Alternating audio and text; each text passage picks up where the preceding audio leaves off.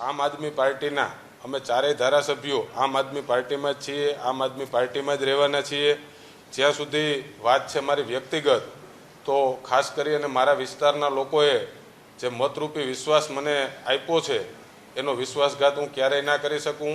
હું આજે આમ આદમી પાર્ટીમાં છું, આવતીકાલે આમ આદમી પાર્ટીમાં રહેવાનો છું અને કાયમીને માટે આમ આદમી પાર્ટીમાં રહી અને મારા વિસ્તારના લોકોની સેવા કરવાનું જ પસંદ કરીશ।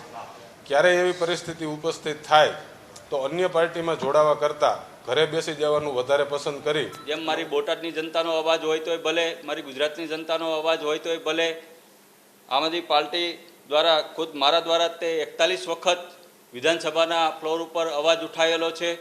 સાથોસાથ મારી વાત કરું તો વિપક્ષમાં રહીને પણ બોટાદની જનતા માટે 800થી વધારે કરોડના કામો કરી રહ્યા છે। એટલે કે ભાઈ સત્તાધારી પાર્ટીમાં જવું જરૂરી નથી, વિપક્ષમાં રહીને પણ લોકોની સેવા કરી શકાય છે।